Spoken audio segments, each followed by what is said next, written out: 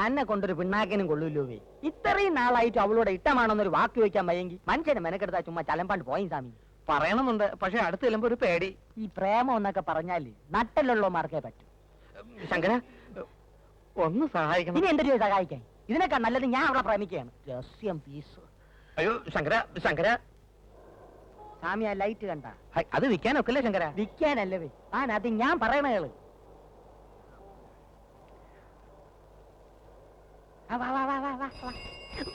കണ്ണും പിണിയും കണ്ടുകൂടും. സ്വാമി, ഈ പെണ്ണിന്റെ മനസ്സിലും ഇതുപോലൊരു ലൈറ്റ് ഉണ്ട്.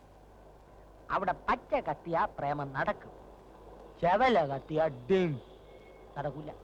അതുകൊണ്ട് അവിടെ പച്ചയാണോ ചെവലയാണോ എന്ന് ആദ്യം കണ്ടുപിടിക്കും. അതെങ്ങനെ? ഒന്നുമില്ലേ സ്വാമി, ഇനി അവളെ സൗകര്യത്തിന് കിട്ടുമ്പോ കണ്ണു അടച്ചോണ്ട് ഒറ്റ പറച്ചില്ല. ഇട്ടമാണെങ്കിൽ പച്ച സാരി ഉടുത്തോണ്ട് വാ, ഇല്ലേ ചെവല സാരി ഉടുത്തോണ്ട് വാ. രണ്ടിലൊന്നും അറിയാവല്ലേ? അത് കൊള്ളാം ശങ്കര. സ്വാമിയുടെ കൈയൊന്നും ഇല്ലേ? ഒന്നും എടുത്തില്ല. ഒരു കാര്യം ഞാൻ പറഞ്ഞേക്കാം, ഉരുട്ട് ചെമ്പ് പാത്രങ്ങൾ എടുത്തോണ്ട് വന്നാൽ ഞാൻ വാങ്ങിക്കില്ല. ചെമ്പിനൊക്കെ വില കുറഞ്ഞ്. ഇപ്പൊ ഇതേ ഉള്ളൂ. നാലെണ്ണയ്ക്ക് പാറ്റാഗുളിയെ വാങ്ങിച്ച് പാട്ടിക്ക് പഴഞ്ഞിയിൽ കുഴച്ച് കൊടുക്കി ഒഴിയട്ട് തരി. നാലെണ്ണെങ്കിൽ നാലെണ്ണ വായുഗുളിയെ വാങ്ങിക്കാവല്ലേ.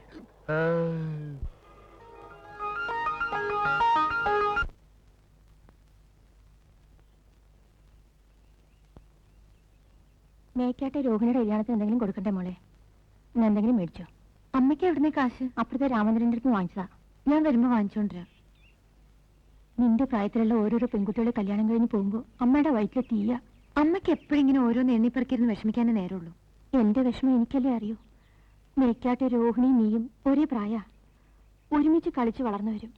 അവളുടെ കല്യാണമായി. നിന്റെ കാര്യം ഞാൻ നേരത്തെ വരാം. പിന്നെ മുഹൂർത്തം 6 മണിക്ക് ഒരുങ്ങിയിരുന്നോളൂ കേട്ടോ.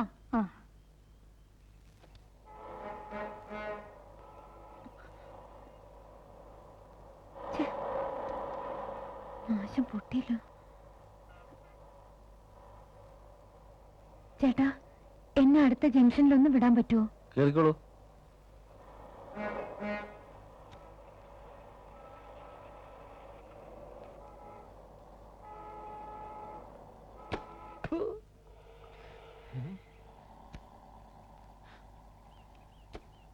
വരട്ടെ.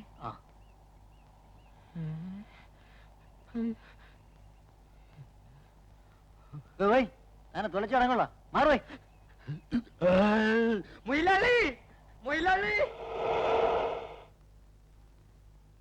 പുണ്യം കിട്ടാനല്ല ജോലി ചെയ്യുന്നത്. ബാലെ പൊളിഞ്ഞത് ഞാൻ കാരണമാണോ? അല്ലെങ്കിൽ കീരിക്കാട്ട് തിയേറ്റേഴ്സിന്റെ ഏത് ബാലയാ ഇവിടെ പൊളിയാതിരുന്നിട്ടുള്ളത്?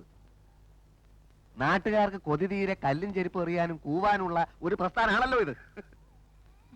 കാശിന്റെ കാര്യം ചോദിക്കുമ്പോൾ മാത്രം കാതും കേൾക്കൂല, ഉറക്കൂ. മണ്ണ് വരെ അടിക്കും ഞാൻ ബായില്.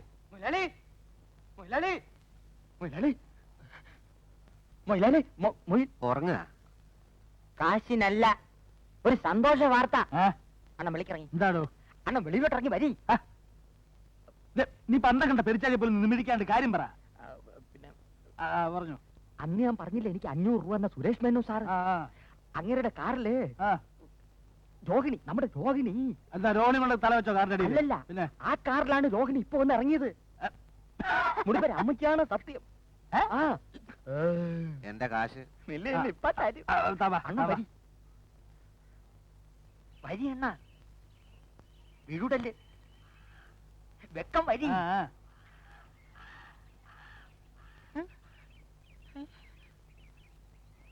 അയ്യോ പെയ്യ. അല്ലല്ല, കിടക്കണ. എന്റെ മുടിപ്പര അമ്മച്ചിയാണ്.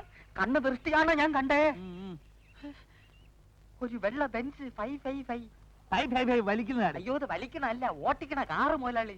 എന്റെ മുതലാളി എവൾ അങ്ങനെ അതിന്റെ അകത്ത് കയറിവിട്ടത്? നീ വല്ല സ്വപ്നം കണ്ട? അല്ല. കേട്ടോ ശരിയാണോ? എന്തായാലും കേട്ടോ ശരിയാണോ? എന്തായാലും ഇവിടെ കാറിൽ ഇറങ്ങി. ഇറങ്ങിയെങ്കില് ഇപ്പൊ ഷുവറായില്ലേ ഓള് പോക്കാണെന്ന് നമ്മൾ ആദ്യം പറഞ്ഞപ്പോ ആരും വിശ്വസിച്ചില്ല.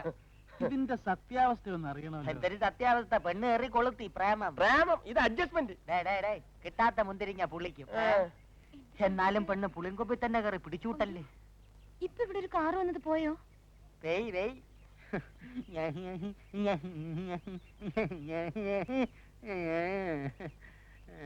കാശിന്റെ കാര്യം എന്റെ കാശ്. കണ്ണി കണ്ട ഉത്സവ പറമ്പിലൊക്കെ ബാല നോക്കിയിട്ട് നോട്ടീസില്ല, പബ്ലിസിറ്റിയില്ല. ഒരു തയ്യക്കാരനുള്ള വേറെ ആര് ഇന്റർനാഷണൽ തയ്യക്കാരനോ?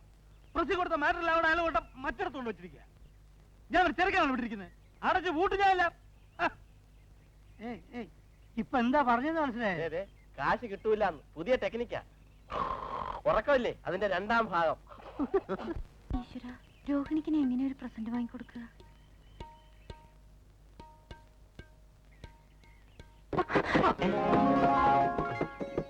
കണ്ടില്ല കേട്ടോ.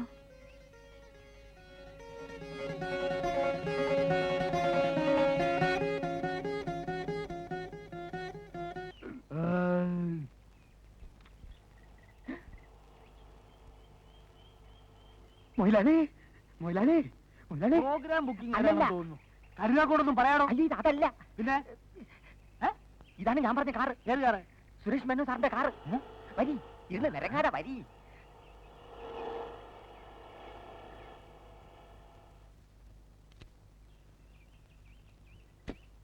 ഇവിടെ ഒരു പെങ്കൊച്ചുണ്ടല്ലോ, രോഹിണിയാ? ആ കുട്ടിയുടെ കൊടുത്തേക്കൂ. ആ കൊടുത്തേക്കാം. ആ കുട്ടി ഇത് അതൊക്കെ ഞങ്ങൾക്കറിയാം, നിങ്ങൾ പോയി. പുതിയ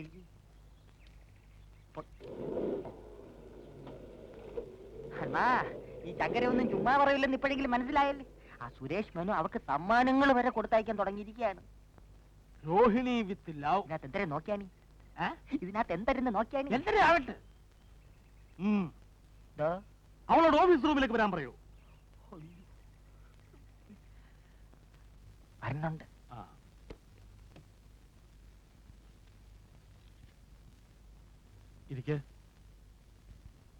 ഇരിക്കാൻ.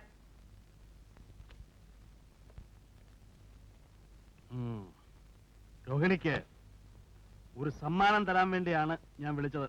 എന്തേ? ഇത് തന്നെ. ഇതെങ്ങനെ ഇവിടെ വന്നു? ഓ, അപ്പൊ ഇത് ഞാൻ വാങ്ങിച്ചു തന്നതല്ല എന്ന് കണ്ടപ്പോ തന്നെ മനസ്സിലായില്ലേ? എന്നാൽ എന്റെ വക ഒരു സമ്മാനം കൂടിയുണ്ട്. ഇന്നു മുതൽ രോഹിണിയാണ് എന്റെ ബാലയിലെ നായിക. തന്നെ? എന്താ വിശ്വാസമാകുന്നില്ലേ? ഞാൻ പുതിയ ബാലയെ തുടങ്ങുന്നു. സത്യവാൻ സാവിത്രി. സാവിത്രിയാണ് രോഹിണി. സത്യവാൻ ആരാണെന്ന് പ്രത്യേകിച്ച് പറയേണ്ട കാര്യമില്ലല്ലോ. ഇത് ഒരു ചെറിയ അഡ്വാൻസ് വാങ്ങിച്ചോളൂ. പിന്നെ രോഹിണിക്ക് ഒരുപാട് ബുദ്ധിമുട്ടുകൾ ഉണ്ടെന്നറിയാം. എന്തെങ്കിലും കൂടുതൽ ആവശ്യങ്ങൾ ഉണ്ടെങ്കിൽ പറയാൻ പഠിക്കരുത്. ഇപ്പൊ അങ്ങനെ വലിയ ബുദ്ധിമുട്ടൊന്നുമില്ല. അറിയാം. അഥവാ ഉണ്ടെങ്കിൽ തന്നെ സഹായിക്കാൻ ഒരു വലിയ ശക്തി തന്നെ പുറകിലുണ്ടല്ലോ. എപ്പോഴും പെടപെടാ. കല്യാണം? കല്യാണോ? ഓ, അതന്നെ. വിവരക്കേട് തന്റെ കൂടപ്പറപ്പ. കല്യാണമൊക്കെ നമ്മളെ അറിയിക്കേണ്ട നടത്തുവോ? അല്ലേ രോഹിണി?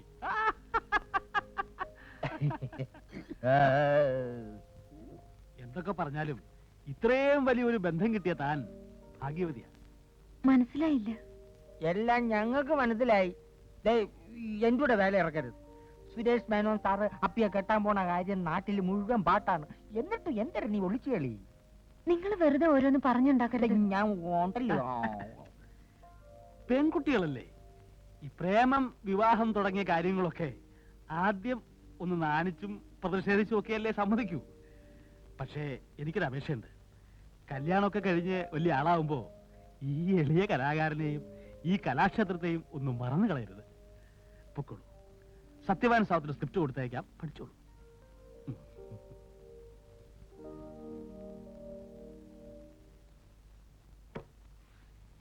എങ്ങനെയുണ്ട് എന്റെ ട്രീറ്റ്മെന്റ്?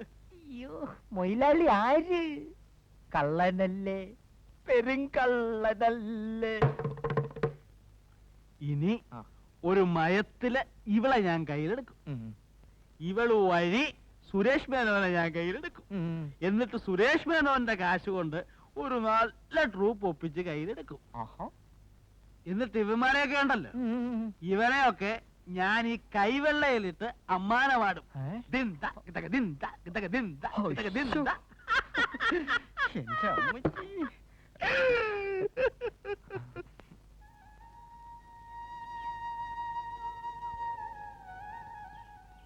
കാലത്തെ പാട്ട് നന്നായിരുന്നു കേട്ടോ. വെറുതെ ഒരു രസത്തിന് പാടിയതാ. ഇത്ര ആളെ കൊട്ടൊന്നും കരുതില്ല. ദേ ഇതാണ് ഞങ്ങളുടെ കുടുംബക്ഷേത്രം. കുടുംബത്തിലെ മൂത്ത സന്തതി ഇവിടുത്തെ പൂജാരി ആവണമെന്നാ. എന്റെ വലിയ താത്ത ആ മുറ തെറ്റിച്ചു. അങ്ങനെ കുടുംബം കുട്ടിച്ചോറായി. വലിയ ശക്തിയുള്ള പ്രതിഷ്ഠയാണേ. ഇപ്പം മുറപ്രകാരം ഇവിടുത്തെ പൂജാരി ആവേണ്ടത് ഞാനാ. പിന്നെന്തേ ആവാത്തെ? പൂജാരി ആവണമെങ്കിൽ വേളി കഴിക്കാൻ പാടില്ല, ബ്രഹ്മചാരി ആവണം. വേളി കഴിക്കാൻ പാടില്ലാത്തോണ്ടാണോ പൂജാരി ആവാത്തെ?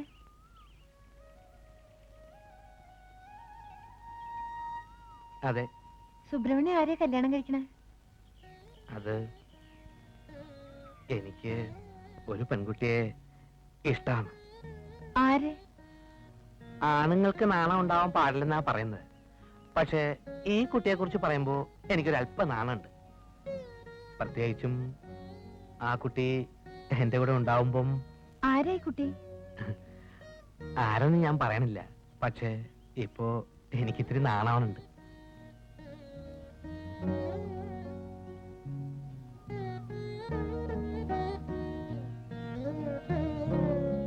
ഞാൻ പോട്ടെ, നേരമായി.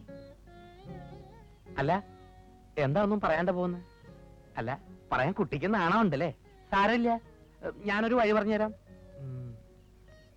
രോഹിണിക്ക് എന്നെ ഇഷ്ടമാണെങ്കിൽ നാളെ ഒരു പച്ച സാരി എടുത്തിട്ട് വരണം. ഇഷ്ടമല്ല വെച്ചാല് ഒരു ചുവപ്പ് സാരി എടുത്തോളൂ. പിന്നെ ഞാൻ ഉപദ്രവിക്കുകയില്ല.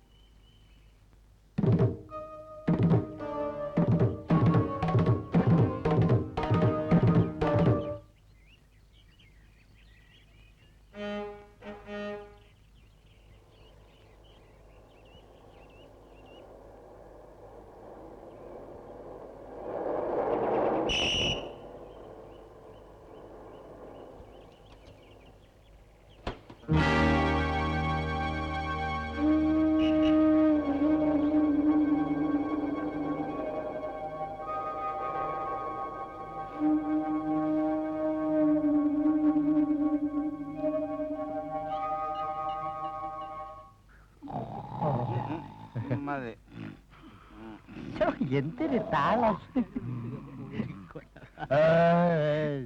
ഇടിഞ്ഞ വായി തിന്നുക ഉറങ്ങുക, തിന്നുക ഉറങ്ങുക. ഉള്ളത് തന്നെ. എഴുന്നേരടെ, എഴുന്നേരടെ. ഡേയ്, ഡേയ്, ഡേയ്, ഡേയ്. എണീരടെ. എഴുന്നേര്. എണീ, എണീ. ആ, ഉണ്ടേ. കരിമേ, കരി. എഴുന്നേര്. വിളിക്കല്ലേ, കീടാണ്. വെള്ളം, വെള്ളം. ഞാനേ പുതിയ ഒരു കഥ ബാലയാക്കാൻ പോകുന്നു. അടുത്ത 8-ാം തീയതിയുള്ള പ്രോഗ്രാമോ? 8-ാം തീയതി രാമായണം കളിക്കും. അത് കഴിഞ്ഞാൽ കഥ മാറ്റും. പുതിയ കഥ സത്യവാൻ സാവിത്രി. ഇതുവരെ കിട്ടിയൊന്നും പോരായിരിക്കും. നായിക ആരാണെന്നറിയാമോ? കിഴവിയായിരിക്കാം, ചക്കുകുറ്റി.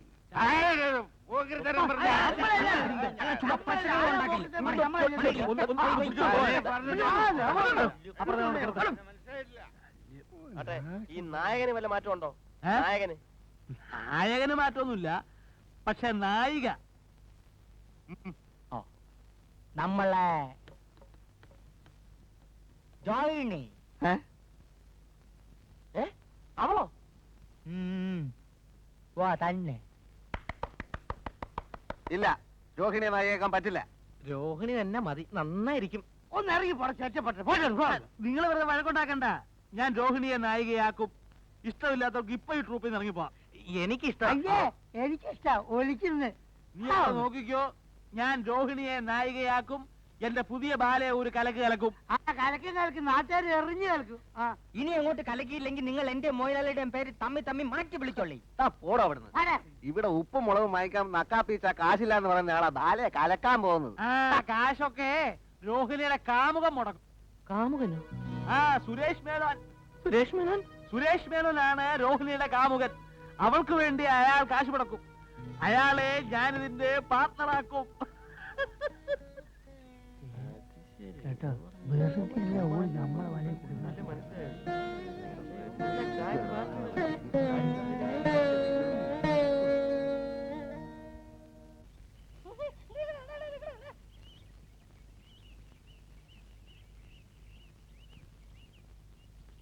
ഞാൻ രോഹിണിയെ കാത്തു നിൽക്കായിരുന്നു. എന്തേ? ഒരു കാര്യം ചോദിച്ചാൽ സത്യം പറയണം. ഞാൻ ഈ കേൾക്കണൊക്കെ ശരിയാണോ? എന്തേ കേട്ടത്? അത് രോഹിണിയും സുരേഷ് മേനോനും തമ്മിൽ. സുബ്രഹ്മണ്യം അത് വിശ്വസിച്ചോ? പിന്നെ ആ കോന്തം ചിലപ്പം പറയണത്. ആൾക്കാർക്ക് എന്തേ പറഞ്ഞുകൂടാത്തെ? ഞാൻ എന്താ ചെയ്യാ? ഓരോരുത്തരുടെ വായ മൂടിക്കെട്ടാനാവോ? എന്തു പറഞ്ഞാലും ശരി, എനിക്കൊരു കാര്യം അറിയണം. രോഹിണിക്ക് എന്നെ ഇഷ്ടമാണോ അല്ലയോ എന്ന് തീർത്തു പറയണം.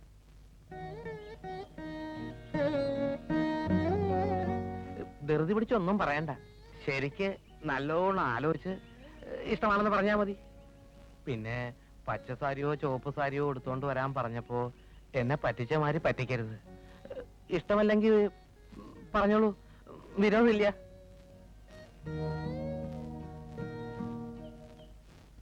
അതുകൊണ്ട് നമ്മുടെ ബാലെ ട്രൂപ്പിൽ ഒരു പാർട്ണറായിട്ട് കൂടാൻ സുരേഷ് മേനോനോടൊന്ന് പറയണം. ആളൊരു കലാസ്നേഹിയാണെന്നാണ് കേട്ടിട്ടുള്ളത്. അല്ലെങ്കിൽ പിന്നിപ്പോ ഞാനും മാഷി പറയുന്ന ആളും തമ്മിൽ ഒന്നും പറയണ്ട. അയാളെ പാർട്ട്ണറാക്കുന്ന കാര്യം രോഹിണി ഏറ്റിരിക്കുകയാണെന്നാണ് ഞാൻ എല്ലാവരോടും മന്ദായം വെച്ചിരിക്കുന്നത്. തോറ്റാ ഞാൻ തൂവിച്ചാണ്ടി വരും. അത് മറന്നു.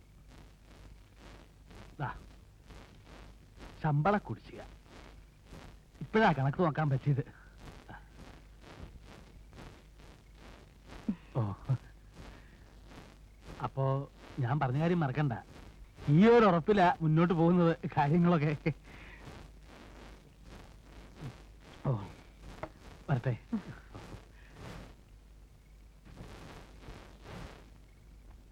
ആ പിന്നെ കുട്ടി, കാശിന് ഇനി അത്യാവശ്യം വല്ലതുകൊണ്ട് ചോദിക്കാൻ മടിക്കണ്ട. വരട്ടെ വരട്ടെ അമ്മേ. ശരി. മോളെ, നീയല്ലേ പറഞ്ഞ ഇങ്ങനെ കാശ് തരില്ലാന്ന്? എന്നിട്ട് എന്ത് നല്ല സ്വഭാവ. അതെ അതെ, ഇപ്പൊ എന്തോ ഒരു അത്ഭുതം സംഭവിച്ചിട്ടുണ്ടാവും. അതാ ഇങ്ങനെയൊക്കെ. എന്ത് വേണമെങ്കിലും ആയിക്കോട്ടെ, ഏതായാലും കിട്ടാനുള്ള കാശല്ലേ. അമ്മേ, ഞാൻ പറയാറില്ലേ ഒരു ശിവസുബ്രഹ്മണ്യത്തെ പറ്റി? വലിയൊരു വീടുണ്ട്. അതിന് ഒരേ ഒരു അവകാശിയും.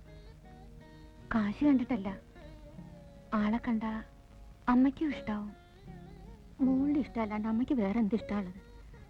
എന്നാലും പെൺവീട്ടുകാർ അങ്ങോട്ട് എന്ന് കാണുന്നതല്ലല്ലോ നാട്ടു നടപ്പ്. വെറുതെ വീടൊക്കെ ഒന്ന് കാണാനും ആളെ പരിചയപ്പെടാനും മാത്രം. ഒന്ന് അത്രടം പോവാം.